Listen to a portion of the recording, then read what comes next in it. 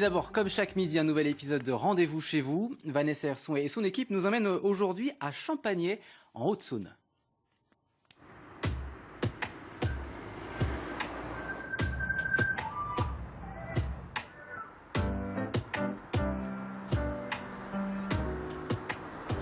Champagné est connue pour sa maison de la négritude. Elle est d'ailleurs la première commune de France à avoir demandé textuellement l'abolition de l'esclavage. Dans l'église, une peinture a fait même prendre conscience aux habitants que l'esclavage était une aberration.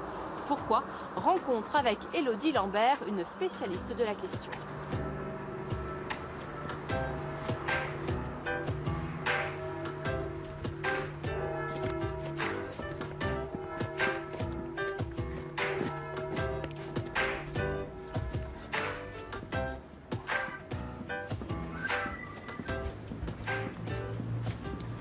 Bonjour Élodie. Bonjour.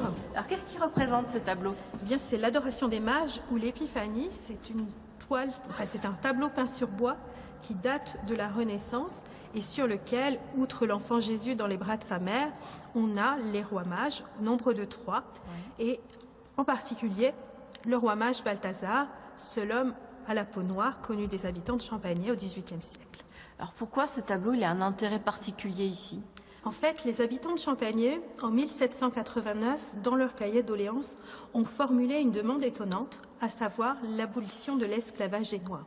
Cette demande, elle est en avance sur son temps, mais elle est aussi surprenante parce que les gens de Champagné n'y sont pas confrontés directement. Ils en ont même d'ailleurs probablement jamais entendu parler. Le hasard de l'histoire a fait qu'un champagnero qui s'appelait Jacques-Antoine Priclair, mais qui résidait auprès du roi de France où il était garde du corps, s'est trouvé en permission le 19 mars 1789 à Champagné. Ouais.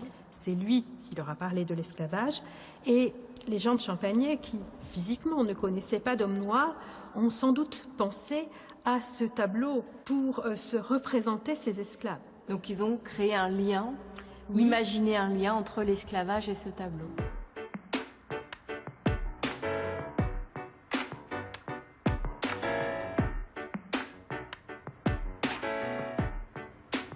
L'esclavage a été particulièrement marqué en Haïti et c'est justement là-bas qu'un ancien militaire, aujourd'hui habitant de Champagné, a trouvé l'inspiration pour écrire ce livre.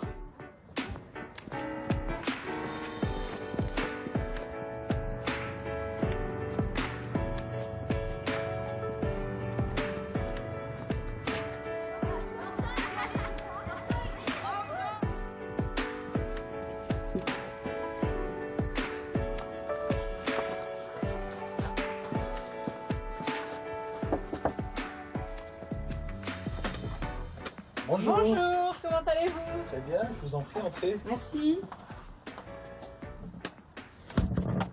De quoi parle ce livre, Le gardien du présent? Le gardien du présent, c'est un livre qui parle de... C'est un parcours initiatique. C'est un livre qui va vous faire vivre de formidables aventures. Donc il va vous faire voyager dans pas mal de pays, en Orient, en Occident. Mais surtout, il va vous faire voyager dans le temps. Et un petit peu dans le futur, mais beaucoup dans le temps, dans le passé en fait. Dans le passé, vous allez vous retrouver à des époques, par exemple à la Genèse, vous allez vous retrouver avec le royaume de Salomon, le royaume du roi David de l'époque.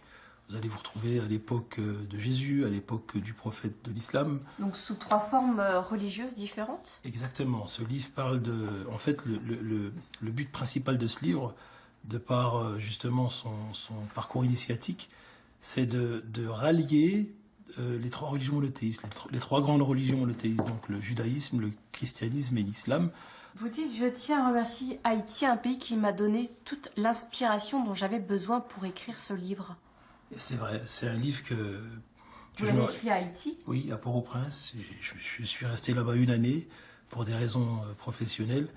Et je ne sais pas comment vous l'expliquer, c'est magique. C'est un pays, pour moi, c'est un pays magique, Haïti.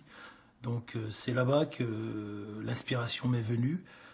Malgré ce qu'on pense de ce pays, pour moi c'est un pays où les gens ont un très très grand cœur.